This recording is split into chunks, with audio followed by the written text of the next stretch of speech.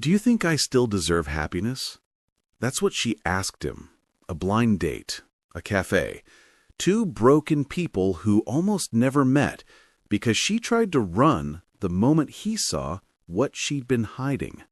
Prosthetic arms, both of them. A manufacturing accident that stole everything.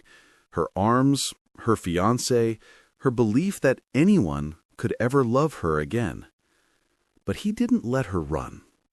Before we continue, please tell us, where in the world are you tuning in from? We love seeing how far our stories travel. The Copperleaf Cafe smelled like roasted coffee beans and cinnamon. Warren Flincher sat by the window, his coffee growing cold in front of him, his heart hammering against his ribs like it was trying to escape. 2 o'clock. She'd said 2 o'clock. His phone buzzed. His sister Paige. You better not have bailed.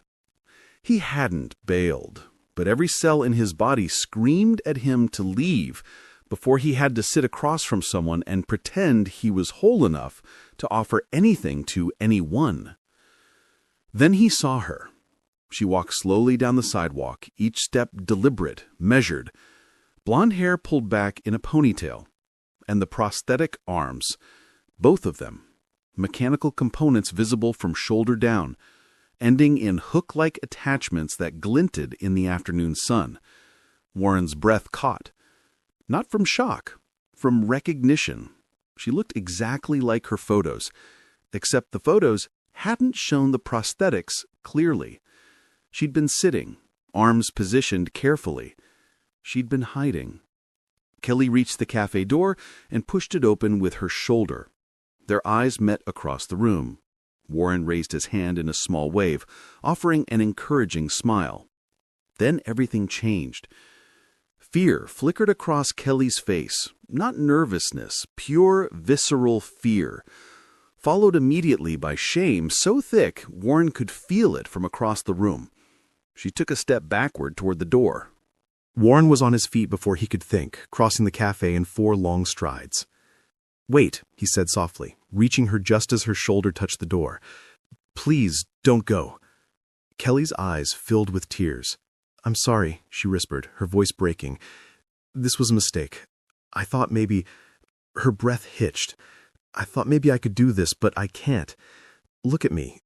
How could someone like you possibly want—" "Then help me understand," Warren interrupted gently.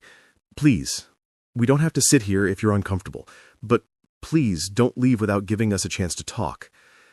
A tear rolled down Kelly's cheek. She turned her face, trying to wipe it against her shoulder but couldn't quite reach. The gesture was clumsy, awkward, and she made a small, frustrated sound in her throat. "I can't even wipe away my own tears. I'm not... I can't..." Warren felt something crack open in his chest. Without thinking, he gently reached out and wiped the tear from her cheek with his thumb. "May I?" he asked softly, though he had already done it. Kelly's breath caught. Fresh tears came, streaming down both cheeks now. "You see, I can't do the simplest things. I can't—" "Hey," Warren said, his voice barely above a whisper. "Can I tell you something?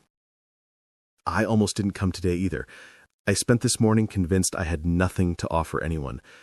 My daughter, she's 7, had to give me a pep talk over breakfast because I was spiraling." Despite her tears, Kelly's lips twitched slightly. "Your daughter sounds wonderful." "She's everything," Warren said. He glanced around the cafe. A few people were watching now, curious and not particularly subtle about it.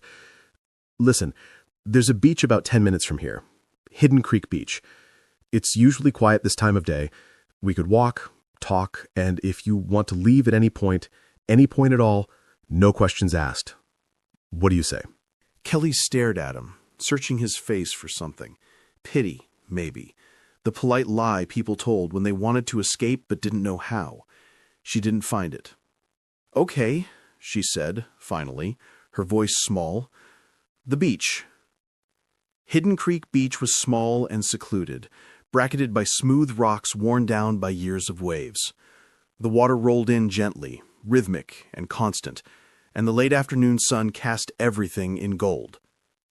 They walked in silence at first. Warren kept his pace slow, matching Kelly's careful steps.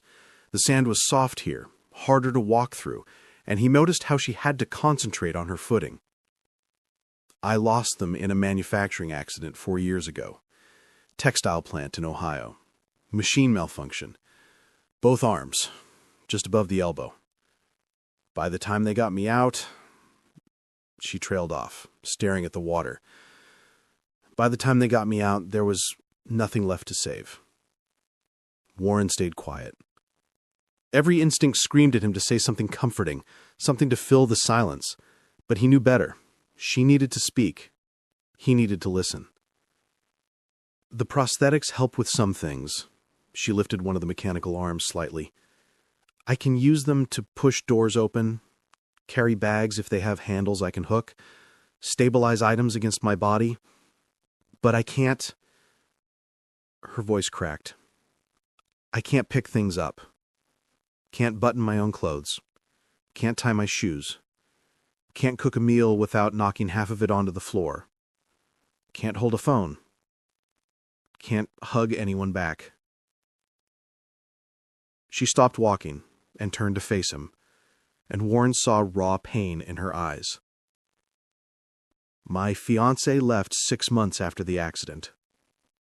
We'd been together for 3 years, engaged for 8 months. He said he'd fallen in love with someone who could hold him, someone who could do normal things, someone who didn't need help with everything. Her voice dropped to barely a whisper. Someone whole. Warren felt anger rise in his throat, hot and immediate, but he pushed it down. I moved to Ashland 8 months ago to start over, Kelly said. I work remotely as a data analyst, voice-to-text software, adaptive technology, special interfaces, but even that has limitations.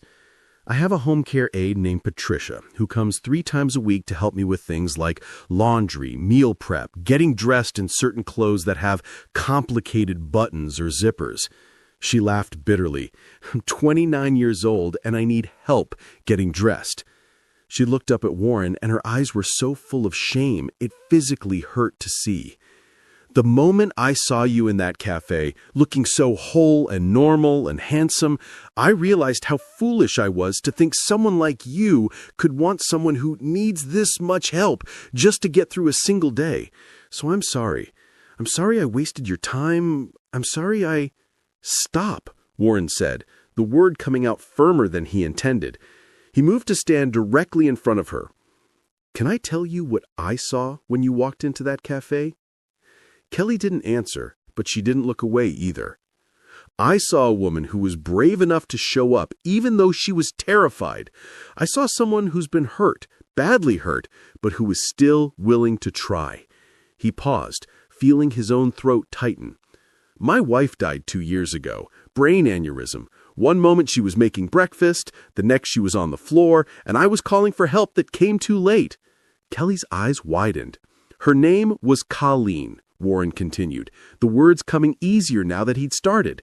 We'd been married for 8 years. She was funny and kind and so patient with me. Iris, our daughter, was 5 when it happened, too young to fully understand why Mommy wasn't coming home, old enough to feel the loss in every quiet moment. He looked out at the water, seeing Colleen's face in his mind, laughing at something silly Iris had said, her hair falling into her face as she bent down to tie their daughter's shoes.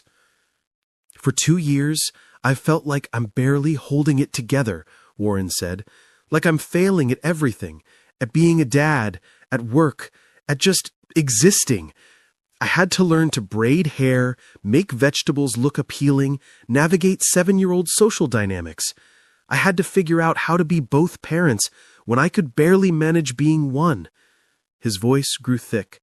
Iris still asks me why Mommy had to leave, and every single time it breaks something inside me that I don't know how to fix. He turned back to Kelly, and there were tears on his own cheeks now. So when you ask how someone like me could want someone like you, Warren said, I see someone who gets up every morning and faces a world that wasn't built for her. Someone who's learned to adapt, to survive, to keep going, even when it would be easier to give up. That takes more strength than I have on most days. Kelly's tears came harder now, streaming down her face unchecked. She couldn't wipe them away, could only let them fall. Warren pulled a tissue from his pocket and gently dried her cheeks, one side and then the other, careful and tender. "I've got you," he whispered. "It's okay." They stood like that for a long moment, the waves rolling in behind them, the sun beginning its descent toward the horizon. "Would it be okay if I hugged you?" Warren asked. Kelly nodded, not trusting her voice. Warren carefully wrapped his arms around her, mindful of the prosthetics, pulling her close. Kelly's prosthetic arms couldn't return the embrace, but she leaned into him, resting her head against his chest, feeling his heartbeat steady and sure beneath her cheek. "Do you really think," she asked, her voice muffled against his shirt, "that someone like me could still deserve happiness?" Warren pulled back just enough to look at her face. "I think we both do. And maybe we could figure out what that looks like together, one day at a time. No pressure, just possibility." For the first time since arriving at the café, Kelly's expression softened into something that resembled hope. "I'd like that," she whispered. Their second date was at Bella Vista, a small Italian restaurant on the edge of town. Warren arrived first and chose a quiet corner table, away from the main crowd. Kelly arrived right on time, wearing a simple blue dress, her prosthetic arms barely visible with the long sleeves. Warren stood as she approached, and the smile she gave him was less guarded than before. "Hi," she said. "Hi yourself," Warren replied, pulling out her chair. The first challenge came when the waiter brought bread and olive oil. Kelly stared at the basket, and Warren saw the micro-expression of frustration cross her face. "May I?" Warren asked quietly, reaching for the bread. "Please," Kelly said, relief in her voice. Warren tore off a piece of bread, dipped it in the oil, and held it near her mouth. Kelly took a bite, and for a moment, they both froze, the intimacy of the gesture suddenly very present between them. "Is this weird?" Kelly asked. "I don't know," Warren said honestly. "Does it feel weird to you?" Kelly considered this. "No," she said finally. "It feels kind, like you're not making a production of it. Then it's not weird. It's just us figuring things out." When their entrees arrived, chicken marsala for her, carbonara for him, Warren noticed Kelly's hesitation. "I usually use a straw for drinks," she said quietly, nodding toward her water glass. It's easier than trying to lift cups. And food," she gestured at her plate with one prosthetic arm. "I have adaptive dishes at home. Plates with high edges so I can scoop food against them, special utensils I can manipulate with my prosthetics, but restaurants are always tricky." "What helps?" Warren asked, simply, his tone matter-of-fact. Kelly looked surprised by the directness. "Usually, someone cutting things into bite-sized pieces and not making it weird." "I can do that," Warren said. He reached across and began cutting her chicken into smaller pieces, his movements efficient and casual, like he was preparing his own food. "Better?" Kelly's eyes grew bright. Perfect. They talked through dinner, about her work as a data analyst, about his job managing a local hardware store, about Iris's obsession with butterflies. Warren fed Kelly bites of food when she nodded, and after a while, the gesture became so natural that neither of them remarked on it. "Tell me about the accident," Warren said during dessert, tiramisu they were sharing. "Only if you want to." Kelly was quiet for a moment. "I was operating a textile press," she said finally. "It was my 4th year at the plant. I knew the equipment, knew the safety protocols, but there was a malfunction, something in the hydraulic system. The machine came down while my arms were still in position." She took a shaky breath.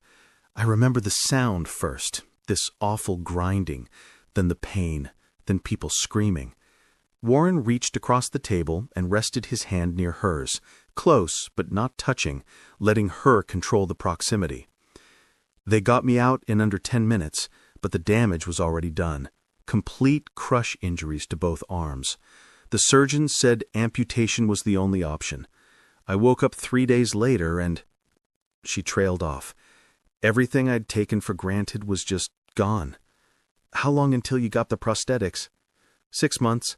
Had to wait for the residual limbs to heal, for the swelling to go down. Patricia, my aide, She helped me through that time. Learning to do basic things without arms is... Humbling doesn't even begin to cover it. Kelly's voice grew softer. My fiancé tried at first. He really did. But I could see it in his eyes every time he had to help me shower or feed me or adjust my clothes. The disgust, the resentment. He didn't sign up for this, he said. He had fallen in love with an independent woman, not someone who needed constant care. He was a coward, Warren said quietly. Maybe. Or maybe he was just honest about something most people would feel but wouldn't say. No, Warren said firmly.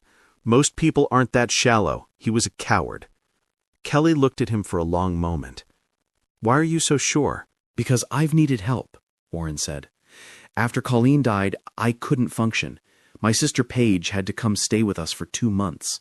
She cooked, cleaned, made sure Iris got to school, made sure I got out of bed. He looked down at his hands. There were days I couldn't even dress myself because the grief was so heavy I could barely move. And you know what Paige said to me? What? She said, this is what love looks like. Showing up when someone can't manage on their own. That's not weakness. That's being human. Kelly's eyes filled with tears again, but this time they felt different. Cleaner somehow. I think I'm starting to believe that maybe you're right, she whispered. Maybe I do still deserve happiness. You do, Warren said. And I'd really like to help you find it, if you'll let me. Their third date was a walk through Lithia Park, the paths winding through old-growth trees and alongside a creek that bubbled over smooth stones. Kelly was more relaxed now, her steps more confident. I can't hold hands, she said as they started down the main path. I know that's probably something you'd want to do, but the prosthetics don't work that way. They're not hands, they're tools. They help me do some things, but they can't... She trailed off. They can't do things like that. Then we'll find other ways, Warren said. He gently hooked his arm through hers, letting her prosthetic arm rest in the crook of his elbow. How's this? Kelly looked down at their linked arms, then up at his face. Perfect, she said, voice thick with emotion. They walked in comfortable silence for a while, the only sounds the creek and the birds overhead. Warren felt something settling in his chest, something he hadn't felt since Colleen died.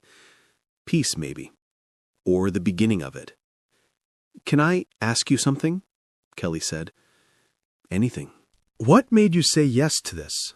To the blind date? To me? Warren thought about the question carefully. My sister set up the dating profile without asking me. I was furious at first. I wasn't ready. Didn't think I'd ever be ready. But then you messaged me. What did I say? You quoted a line from a book. Still learning that it's okay to take up space in the world. Warren glanced at her. That resonated with me. After Colleen died, I felt like I was just taking up space. Like I was this hollow thing going through the motions, but not really living. And here you were, saying the exact thing I'd been feeling but couldn't put into words. Kelly nodded slowly. It's from a memoir I read, about a woman who survived a house fire. She said that for years afterward she felt like she didn't deserve to exist anymore, because she'd survived and her family hadn't. She spent years making herself smaller, quieter, less present, until someone told her that her existence wasn't something to apologize for. Do you still feel that way? Like you need to apologize for existing? Sometimes. Most times.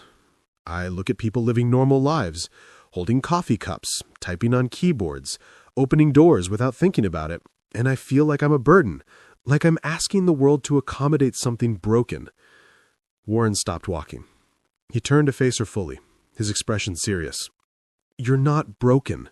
You're different. Those are not the same thing. Aren't they? No. Broken implies you need to be fixed to have value. Different just means the world needs to make room for you. And the world should make room for you, Kelly. You deserve to take up space. Kelly's eyes shimmered.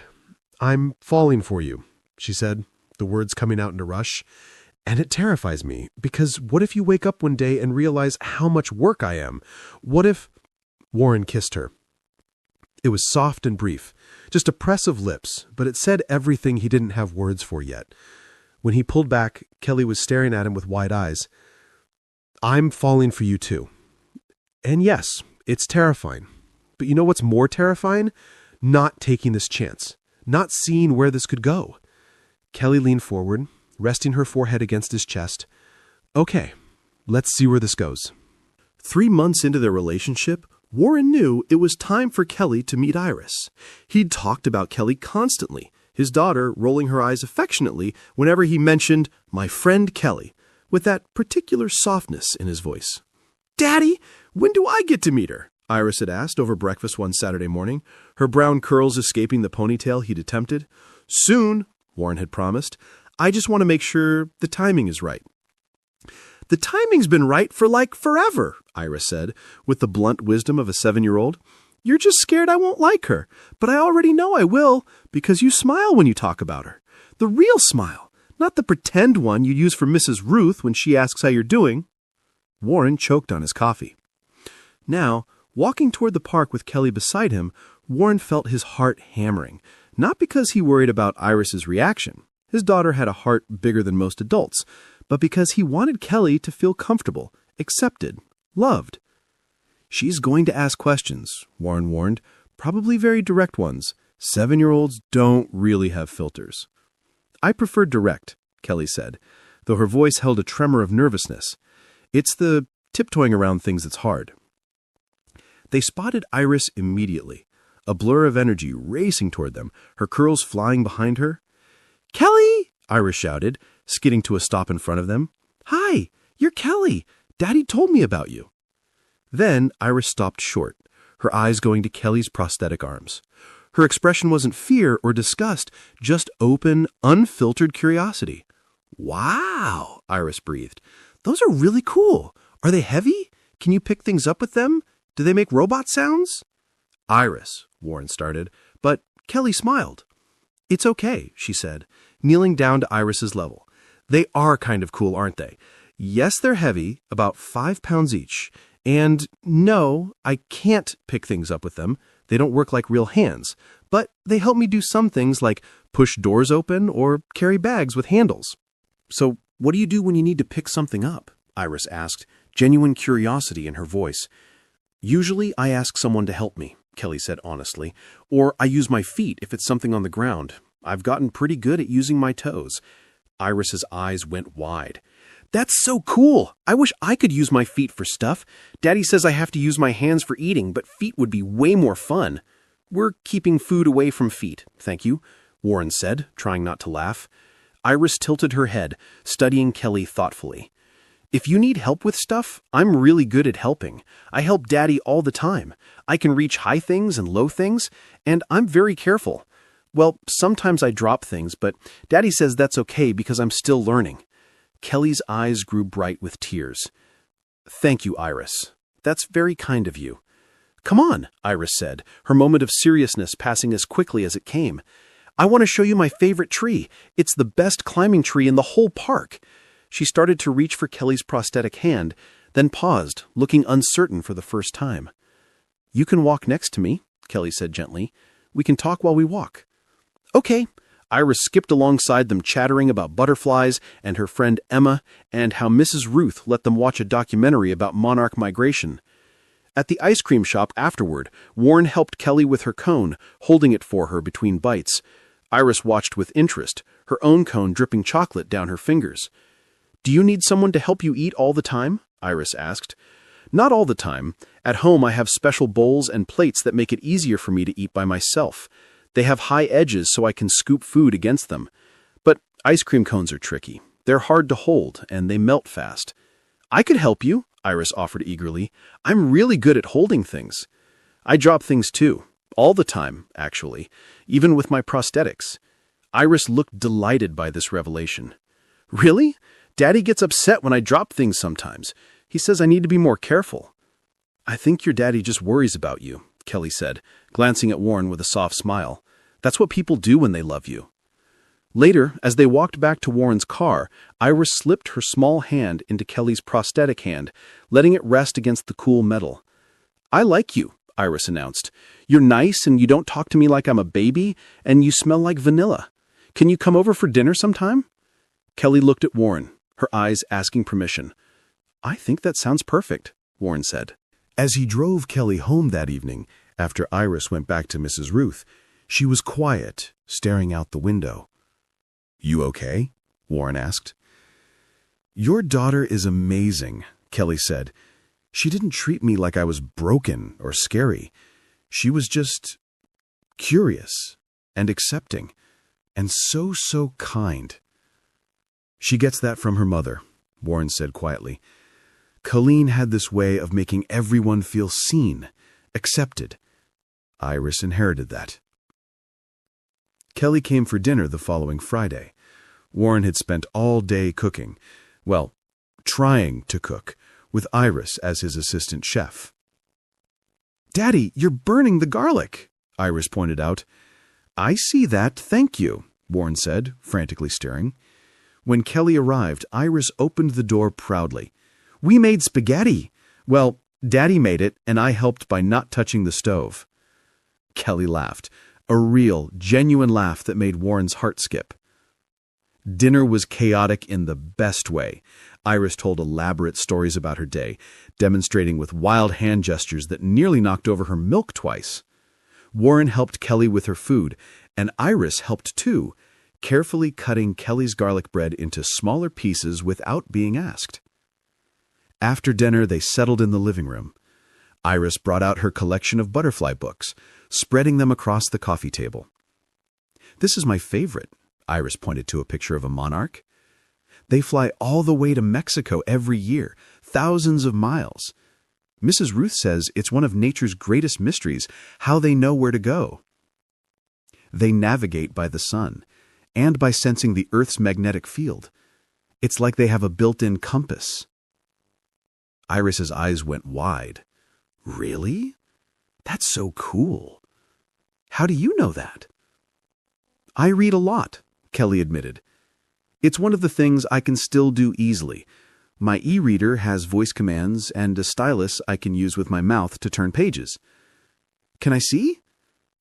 Kelly pulled out her phone, demonstrating how she navigated using voice commands and the adaptive stylus. Iris was fascinated, asking question after question.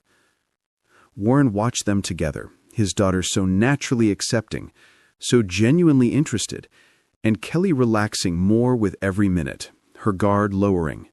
Later, after Iris had gone to bed, Warren and Kelly sat on the couch, close but not quite touching. "She's wonderful," Kelly said softly. "You've done an incredible job with her." "Most days I feel like I'm failing," Warren admitted, "like I'm not enough for her." "You are," Kelly said firmly. "She's happy, curious, kind, confident. Those things come from feeling loved and safe. You've given her that." Warren turned to look at Kelly, and the words came before he could stop them. "I'm in love with you." Kelly's breath caught. "Warren?" "You don't have to say it back," Warren said quickly. "I just needed you to know. I love you. I love how you're honest about your limitations, but don't let them define you. I love how patient you are with Iris's questions. I love that you let me help you without making it feel like a burden. I love..." Kelly leaned forward and kissed him, cutting off his words. When she pulled back, she was crying. "I love you too," she whispered. "And it terrifies me, because what if this is too much? What if you realize that dating me is one thing, but actually building a life with me is..." "Stop," Warren said gently. He cupped her face in his hands, wiping her tears with his thumbs. "We'll figure it out. Together. One day at a time."